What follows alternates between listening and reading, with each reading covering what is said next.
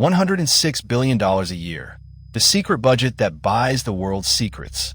The people who decide what a secret is worth and who dies to bring it home never meet a spy. And somewhere tonight, a stranger you have not met is deciding to trust you with his life. This is your life as a spy. Every level, from a recruit who knows nothing to the rooms that price a human being like a line of code. Level 1. You're 26. You sign a paper you can never tell your family about. You pass the polygraph they call the box, and they send you somewhere not on any map, the farm. You run nobody. You own nothing but a clearance and a nerve. Your instructor is Mercer, a case officer rooms go quiet for. He tells you the only thing that matters. We do not steal secrets. We persuade people to hand them over. So they teach you to disappear, to walk a city for 3 hours and know every face behind you. The surveillance route, the dead drop, the chalk mark on a wall that means tonight.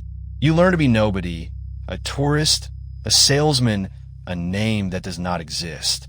Mercer watches you practice and says the tradecraft is the easy part. The hard part is the person at the other end. The hard part is always the person. You practice the drop 100 times. A parcel under a bench. A thing passed so smoothly no camera sees, 2 hands meet. It feels like a magic trick. It feels like a game. Mercer lets you believe that for a while. Then he says it quietly. Everything you just learned, you will one day use on a real person who believes you are his friend. You laugh. He does not. Level 2. Your first tour. An officer at an embassy in a city that watches everyone. Under a cover, so ordinary no one looks twice. By day you shake hands at receptions. By night you are spotting, reading the room for the one person with access and a reason to talk. $78,000 a year and a quota for assets. For human beings to find and assess and turn. The work is people. You are about to start spending them. You meet him at a dinner that took 4 months to arrange. Call him Yusuf. He works beside a man whose decisions could start a war, and he is tired and proud and angry at the people above him. You listen. You remember his daughter's name. Week by week, you become the one person who truly sees him. Then, on a night you have rehearsed 100 times, you ask. He says yes, because he believes you are his friend. Now you run him. A chalk mark on a bridge when you need to meet. A parcel against a wall. His nation's secrets in your dead drop, in your hands. He is terrified every day, and every day you tell him the same thing. I will protect you. You mean it when you say it. You're almost sure you mean it. You do not know yet what that promise costs, or who ends up paying it. Late at night, you write your reports, and you watch the language change in your own hands. He is not Yusuf anymore. He is a source, a stream of product graded by headquarters and praised by people who will never learn his name. And the praise feels good. That is the part no one warns you about, how good it feels. You're climbing now. Every rung up is one step further from the man holding the other end of your promise. Level 3. One asset becomes a network. You sit in a safe house before a wall of pinned faces. 20 of them now, threaded together with red string, a city's secrets mapped like a circuit board. $96,000 a year to hold all of it in your head. You're good at this. Frighteningly good. And the faces on the wall have stopped being faces. They are positions on a board, and you move them without flinching. Then, one of them almost dies.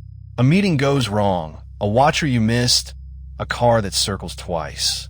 You get him out by 90 seconds. Afterward, your hands do not shake, and that is what frightens you. The old you would have been sick for a week.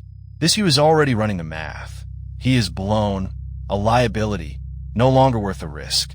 Mercer's voice in your head. The hard part is always the person. They give you a young officer to train, earnest and sick with nerves, exactly as you once were.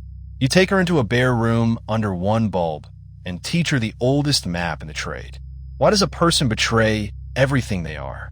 Money, ideology, coercion, ego, for doors into a soul.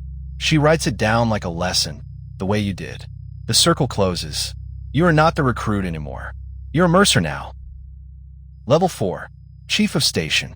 One country is yours, every officer, every safe house, every asset under one roof, your name on all of it. You brief the ambassador. You decide who gets recruited and who gets dropped. $140,000 in a country's worth of secrets, and a strange new distance of command. You no longer meet the assets. You task the officers who meet them.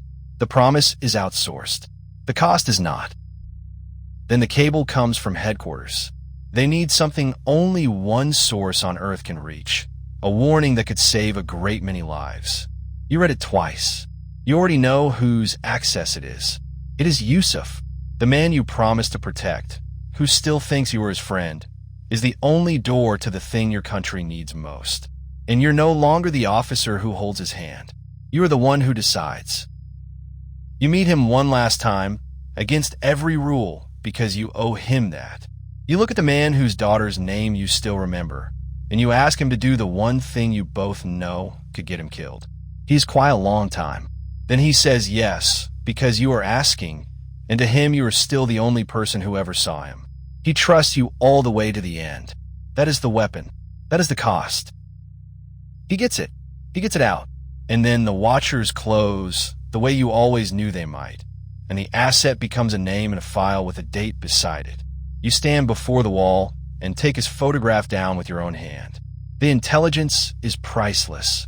They give you a commendation you can show no one. And you feel, this is the thing you will never say aloud. You feel almost nothing at all. You go home and wait to break, and you don't. That is when you understand what the climb has been doing to you, one promotion at a time. It was never teaching you to lie to them. It was teaching you to lie to yourself, to call a person a source, a betrayal an operation, a death a result. The officer who teared up at his first recruitment is in there somewhere, very far down. You close that door yourself, deliberately. Level 5.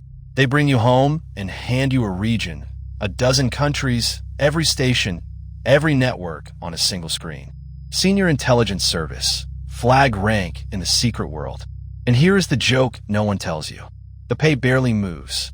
190,000, near the ceiling, frozen there for life. You will never be rich. You command 1,000 officers and retire on a pension. The reward was never the money. The reward was the knowing. You task the young ones now, the way you were tasked. You sit at the head of the table and set the targets, and somewhere in a city you will never visit, an earnest officer is learning a stranger's daughter's name because you wrote one sentence in a cable. You spend people you never meet. It is cleaner from up here. No dinner, no chalk mark, no last meeting against the rules. Only the requirement and the result. There is a cost at this height that no promotion ever lists. You cannot tell your family where you have been or what you carried home inside your head. Friendships thin to the few who are cleared. You sit at a reception working the room out of pure habit, reading every stranger for the door into them. Money, ideology, coercion, ego, because you have forgotten how to stop. The trade did not only take Yusuf. It took the part of you that could meet a person and simply see a person. Level 6. Director of Operations. Every clandestine officer on Earth, every covert program, every dead drop in every city. Yours. You do not run assets anymore. You allocate risk. A name on a list, a war you can nudge, a government that wakes tomorrow not knowing your hand was in its night. $200,000 and the entire hidden machinery of superpower. You are the most powerful person almost no one has heard of. And there is still a level above you. From your window, the world is a map of operations, and you move people across it the way you once moved a chalk mark on a bridge. The recruit on the farm, the dinner, the promise you meant, all of it is so far below it might as well be another man's memory. You traded him, knowingly, rung by rung, for this view. Power, you finally understand, is only ever distance from the asset, from the promise, from the cost. Level 7. Director. 21,000 officers answer to you. The 7th floor is yours. The secrets of the world cross your desk before anyone else's. And once a week you carry the best of them into a room you do not own, sit across from the president, and tell him what is true. You have reached the top of the agency. And for the first time you notice you are not at the top of anything at all. Because you do not decide. You inform. You bring them the secret your officers bled for, the one Yusuf died for years ago in a country you have not thought about in a long time, and you watch a politician weigh it against an election, against a donor, against the news. Sometimes they act. Sometimes they bury it, and people you will never know pay for the nothing. You spend a man for the truth. They decide if the truth is convenient. That is the night it lands, the thought you spent a whole career outrunning. You were never running the operation. You were the asset. Recruited young by a man rooms went quiet for. Run up a ladder by people you never saw. Spent carefully, completely, for a mission that was never yours. Money, ideology, coercion, ego. You taught those 4 doors like a lesson. You never once checked which one had your name on it. Level 8. Above a director, there is no spy at all.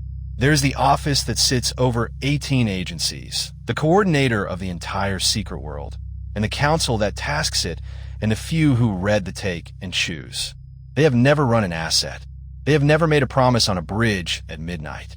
They sit in rooms with no name on the door, and they decide what a secret is worth and what a life is worth to get it. Follow the secrets all the way up and out, and you reach the people the whole machine exists to serve. A handful of decisions in a handful of rooms. Go or don't. Act or look away. A war begun on one report. A warning buried under another. Every officer in every city, every Yusuf on every bridge, every promise meant and broken, runs upward into this. A few people, weighing the world, who will never feel the weight of one of them. $106 billion a year to know what others would hide. Trace it all the way down, and it is one unbroken line, from the rooms that price a secret, to the director who informs them, to the chief who spent the asset, to the officer who made the promise, to the recruit on the farm who thought it was about gadgets and disappearing. Nothing was lost on the climb.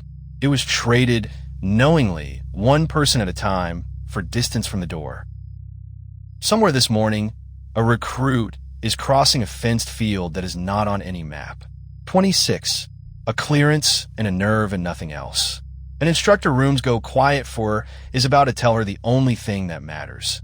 We do not steal secrets. We persuade people to hand them over.